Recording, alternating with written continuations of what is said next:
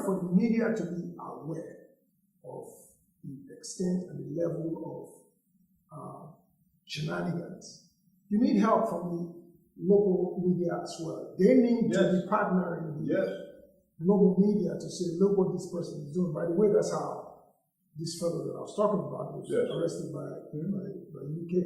He was actually prosecuted in an African country and turned loose, found not guilty. Okay? This is a guy who's flying around in private jets.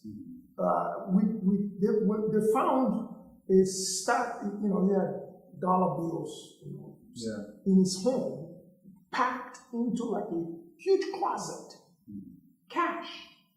This man had in his house.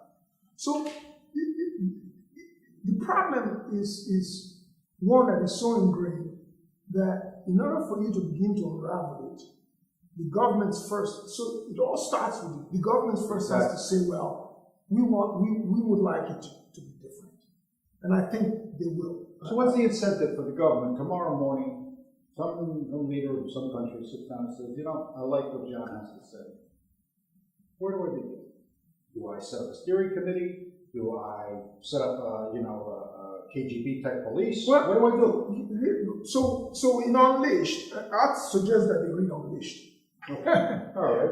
I'm going to plug the book. They should read Unleashed. Okay. Because in that chapter we talked about, we used case studies, right? Some case studies of how of corruption in Europe, in the US, and how authorities went about dismantling it. And then we also made some suggestions. Like I was saying, corruption doesn't happen in a vacuum, right? It takes two people to orchestrate a corrupt act. So what we suggested in this book is we said, you must monitor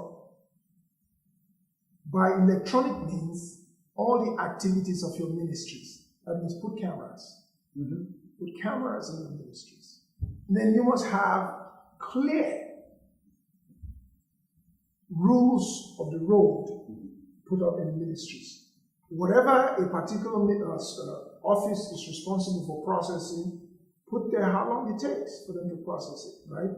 That's knocking down the toll roads. Okay. If somebody comes there and sees that, okay, if I start this process and I come back in 2 days, my stuff, it should be ready for me.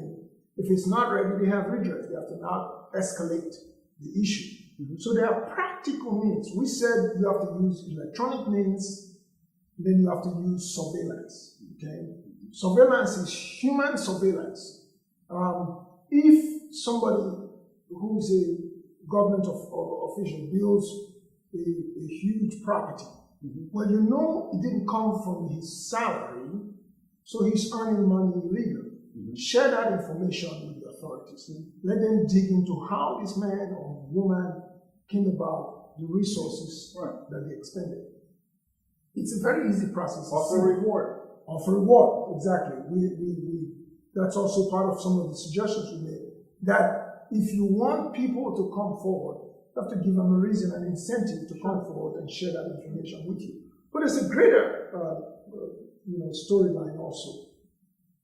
I mentioned in our earlier conversation that Singapore used to be a fragmented and disjointed country. The leaders of Singapore said, well, we don't want to break apart. We don't want to become communists. We want to harmonize our society. So we're going to begin to inform our public. So they set up public dissemination processes in centers throughout they call it cultural center, right? And it's like, if you go to, and you can do it here in the US, you go to a place where there's a lot of violence and stuff, put a cultural center in there, put people in there to monitor the cultural center, give kids a place, that's what the Boys and Girls Club does. Give kids a place to come, give people a place to get together and talk about the issues and share information. So that's what Singapore did, and it dropped. So it made Singaporeans not think of themselves as I'm Muslim, I'm Chinese, but I'm a Singaporean, which is what they wanted. They wanted to remove that breakup of Singapore into ethnic divisions and religious divisions to make them one entity. Well, you can do that with corruption. Right. Very simply, you create an information dispersal process where you're talking about corruption in society, and eventually people get the message.